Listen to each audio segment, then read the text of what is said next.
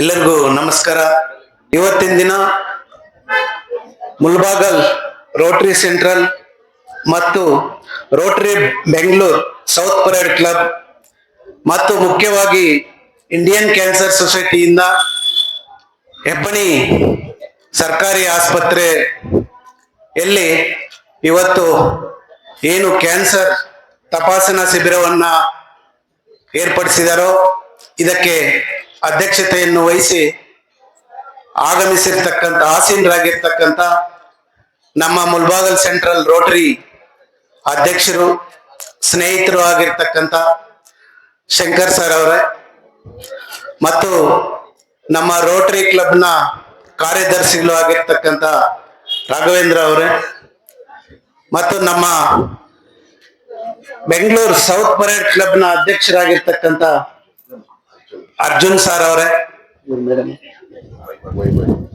Madam Vaibhav ಅವರೇ, ಇನ್ನೊಬ್ರು Uma madam ಅವರೇ ಮತ್ತು ಮುಖ್ಯವಾಗಿ ನಮ್ಮ ಕ್ಲಬ್ನ ಸದಸ್ಯರಾಗಿರ್ತಕ್ಕಂಥ ರೋಟರಿ ರಮೇಶನ್ ಅವರೇ ಮತ್ತು ಇದೇ ಸರ್ಕಾರಿ ಆಸ್ಪತ್ರೆಯ ವೈದ್ಯರಾಗಿರ್ತಕ್ಕಂಥ ಗಾಯನ್ ಡಾಕ್ಟರ್ ಅವರೇ ಮತ್ತು ನಮ್ಮ ಹಿರಿಯ ರೋಟರಿ ಸದಸ್ಯರಾಗಿರ್ತಕ್ಕಂಥ ಸುದರ್ಶನ್ ಸರ್ ಅವರೇ, ನಮ್ಮ ವರ್ಧಪ್ಪನ್ ಅವರೇ, ಹೆಬ್ಬಣಿ ಗ್ರಾಮ ಪಂಚಾಯತಿ ಮಾಜಿ ಅಧ್ಯಕ್ಷರಾಗಿರ್ತಕ್ಕಂಥ ಗಂಗಾಧರ್ ಅವರೇ, ಮುಖ್ಯವಾಗಿ ನಮ್ಮ ಇಂದಿನ ಅಧ್ಯಕ್ಷರು ಆಗಿರ್ತಕ್ಕಂಥ ಸ್ನೇಹಿತರು ಶ್ರೀನಿವಾಸ್ ರೆಡ್ಡಿ ಸರ್ ಅವರೇ, ಮುಂದೆ ಆಸೀನರಾಗಿರ್ತಕ್ಕಂಥ ಎಲ್ಲ ಫಲಾನುಭವಿಗಳೇ ಮತ್ತು ಏನು ಈ ಶಿಬಿರದಲ್ಲಿ ಆರೋಗ್ಯ ತಪಾಸಣೆಯನ್ನು ಮಾಡಿಕೊಳ್ಳಲು ಬಂದಿರತಕ್ಕಂತ ಎಲ್ಲ ಸಾರ್ವಜನಿಕ ಬಂಧುಗಳೇ ಮತ್ತು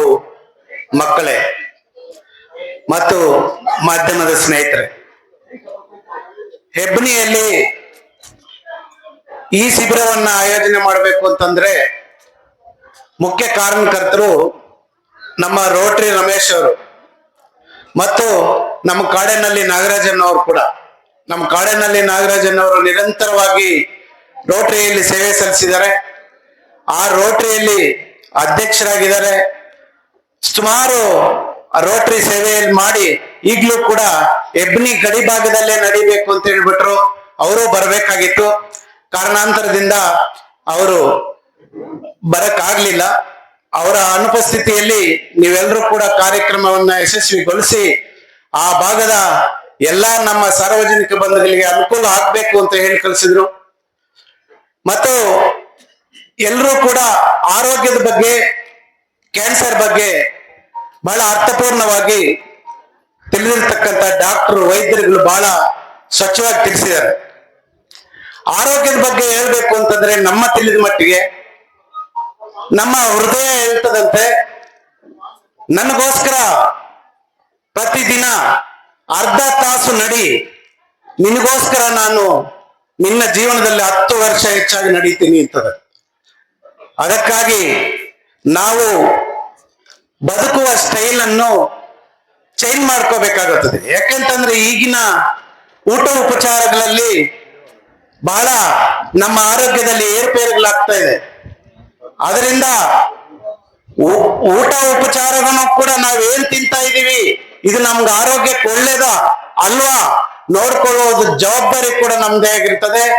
ಮತ್ತು ದಿನಕ್ಕೆ ಒಂದು ಅರ್ಧ ತಾಸು ವಾಕಿಂಗ್ ನಡೆಯುವುದಾಗಿರ್ಲಿ. ನಾನೇನು ಕೆಲ್ಸಕ್ಕೆ ಹೋಗ್ತಾ ಇದ್ದೀನಿ, ಚನಿಕೆ ತಗೊಂಡು ಆರೆ ತಗೊಂಡು ನಾನು ಹೋಗ್ತಾ ಇದ್ದೀನಲ್ಲ, ಇಷ್ಟು ದೂರ ನಡೆದಿದ್ದೀನಲ್ಲ, ಅದಲ್ಲ. ಇದಕ್ಕಾಗಿಯೇ ನಾವು ಅರ್ಧ ಗಂಟೆ ನಡೆಯುವುದನ್ನೇ ನಡೀತಾನೆ ಇರಲೇಬೇಕು ನಾವು. ಮತ್ತು ಅದಕ್ಕಿಂತ ಮೊದಲು ಯಾರ್ಯಾರಿಗೆ ಅನುಕೂಲ ಇದೆಯೋ ಅವರು ನಡೆಯುವುದಕ್ಕಾಗ್ಲಿಲ್ಲ ಅಂತಂದ್ರೆ ನಿಮ್ಮ ಯೋಗ ಶಿಬಿರವನ್ನ, ಯೋಗವನ್ನು ಪ್ರಾಕ್ಟೀಸ್ ಮಾಡ್ಕೊಳ್ಳಿ. ಈಗೆಲ್ಲ ಕೂಡ ಎಲ್ಲರ ಮನೆಗಳಲ್ಲೂ ಮೊಬೈಲ್ ಇರ್ತದೆ, ಇಂಟರ್ನೆಟ್ ಇರ್ತದೆ. ಇಂಟರ್ನೆಟ್ ಇಲ್ಲ ಅಂದ್ರೂ ಮೊಬೈಲ್ ಅಂತೂ ಇದ್ದೇ ಇರ್ತದೆ. ಮೊಬೈಲ್ ಅಲ್ಲಿ ನೀವು ಯೋಗ ಒಂದು ಬಂದು ನೀವು ಟೈಪ್ ಮಾಡಿ ಹೋದ್ರೆ ಸುಮಾರು ಯೋಗ, ನಮ್ಮ ಎಲ್ಲಾ ತರದ ಯೋಗ ಇದನ್ನ ತೋರಿಸುತ್ತದೆ. ನಾವು ದಿನ ಒಂದೊಂದು ಯೋಗವನ್ನು ಕೂಡ ನಾವು ಮಾಡಿಕೊಂಡು ಮುಂದಿನ ದಿನಗಳಲ್ಲಿ ನಿಮ್ಮ ಆರೋಗ್ಯವನ್ನ ನೀವು ಕಾಪಾಡಿಕೊಳ್ಳಲು ಅಂತ ಹೇಳಿ, ಮತ್ತು ಏನು ಇವತ್ತು ನನ್ನ ರೋಟರಿ ಬಗ್ಗೆ ಎರಡು ಮಾತು ಹೇಳಲೇಬೇಕು. ಈ ಭಾಗದಲ್ಲಿ ರೋಟರಿ ಅಂದ್ರೆ ಯಾರಿಗೂ ಗೊತ್ತೇ ಇರಲಿಲ್ಲ 2-3 ವರ್ಷದ ಹಿಂದೆ ಕೂಡ. ಇತ್ತೀಚೆಗೆ ನಾನು ರೋಟರಿ ಸದಸ್ಯ ಆದ ಮೇಲೆ ಕೂಡ ಈ ಭಾಗದಲ್ಲಿ 2 ತಿಂಗಳಲ್ಲಿ 4-5 ಕಾರ್ಯಕ್ರಮಗಳನ್ನ ಮಾಡಿದ್ವಿ. ಇದೇ ನಮ್ಮ ಹೈಸ್ಕೂಲ್ ಮಕ್ಕಳು ಇಲ್ಲಿದ್ದಾರೆ. ನಿಮ್ಗೆಲ್ಲರಿಗೂ ಕೂಡ ಹಳ್ಳಿಗಳಿಂದ ತಾವೇನು 2 ಕಿಲೋಮೀಟರ್ 3 ಕಿಲೋಮೀಟರ್ ನಡ್ಕೊಂಡ್ ಬರ್ತಾ ಇದ್ರಿ ಹೆಣ್ಮಕ್ಳು, ನಿಮ್ಗೆಲ್ಲರಿಗೂ ಕೂಡ ನಮ್ಮ ರೋಟರಿ ಕ್ಲಬ್ ಸಹಾಯದಿಂದ ನಾನು ಕೂಡ ಕೈ ಜೋಡಿಸಿ ನಿಮ್ಮೆಲ್ಲರಿಗೂ ಕೂಡ ಸೈಕಲ್ ವಿತರಣೆಯನ್ನು ಮಾಡಿದ್ವಿ. ಮತ್ತು ಇದೇ ಭಾಗದಲ್ಲಿ ನಮ್ಮ ಹೆಬ್ನಿ ಪಂಚಾಯಿತಿ ಬೈರ್ಕೂರ್ ಭಾಗದಲ್ಲಿ ನಮ್ಮ ರೋಟರಿ ಸೆಂಟ್ರಲ್ ಇಂದ ಏನು ಕಾಮಧೇನು ಪ್ರಾಜೆಕ್ಟ್ ಅನ್ನ 300 ಹಸುಗಳ ವಿತರಣೆ ಕಾರ್ಯಕ್ರಮವನ್ನು ಹಮ್ಮಿಕೊಂಡಿದ್ರು.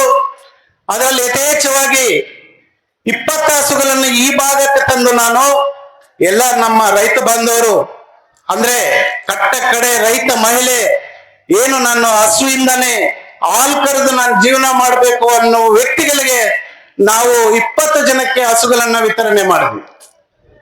ಈಗಾಗಲೇ ಮೊನ್ನೆ ಒಂದು 15-20 ದಿವಸದ ಹಿಂದೆ ನಮ್ಮ ಶ್ರೀನಿವಾಸ ರೆಡ್ಡಿ ಅವರ ಅಧ್ಯಕ್ಷತೆಯಲ್ಲಿ ಆ ಕಾರ್ಯಕ್ರಮವನ್ನು ಕೈಗೊಂಡಿದ್ದು. ಮನಗಿಟ್ಟಮಿಟ್ಟಿ ಸರ್ಕಾರಿ ಶಾಲೆಯಲ್ಲಿ ತುಂಬಾ ಸ್ಟ್ರೆಂತ್ ಇದ್ರು. ತುಂಬಾ ಮಕ್ಕಳು ಓದುವಾಗ ನಾವು ಒಂದ್ಸಲಿ ಭೇಟಿ ನೀಡಿದ್ರೆ ಎಲ್ಲ ಕೆಳಗಡೆ ಕುಂತಿದ್ರು. ಅದನ್ನು ನೋಡಿ ನಾವಿಬ್ರು ನಮ್ಮ ಆಗಿನ ಅಧ್ಯಕ್ಷರು ನಾನು ಕೂಡ ಮಾತನಾಡಿ ಶಾಲೆಗೆ ಎಷ್ಟು ಡೆಸ್ಕ್ ಪೀಠೋಪಕರಣ ಕೂಡ ನಾವು ವಿತರಣೆ ಮಾಡಿದ್ವಿ. ಇವತ್ತಿನ ದಿನ ಇದು ಅದ್ಭುತ ಕಾರ್ಯಕ್ರಮ.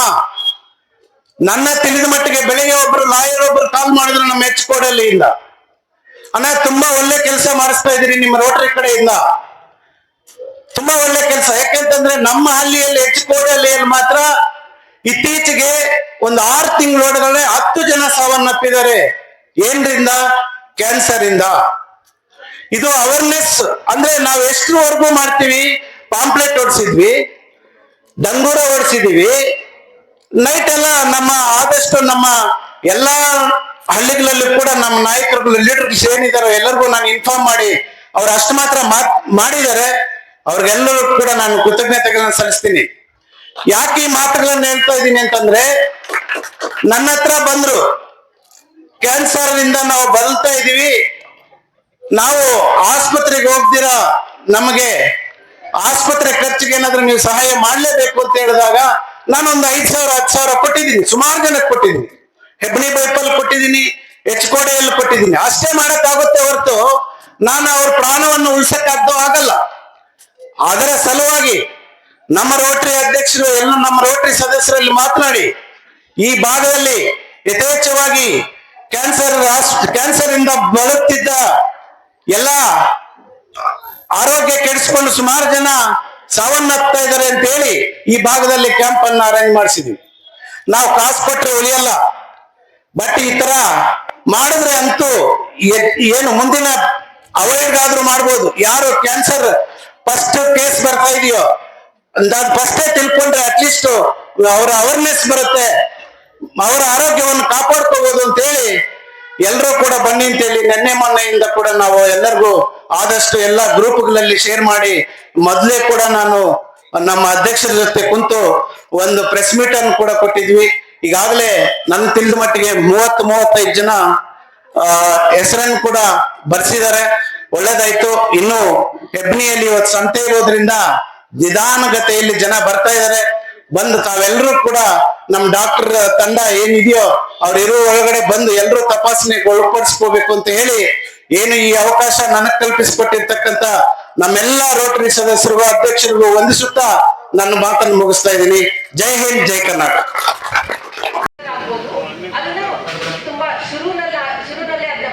ಬಹಳಷ್ಟು ನಿಮಗೆ ಎಲ್ಲರಿಗೂ ಕಣ್ಣೆ ಕಟ್ಟೋದಿಲ್ಲ. ನಾವು ತಗೊಳ್ಳೋ ಆಹಾರಗಳು, ಕೆಟ್ಟ ಚಟಗಳು. ಸೊ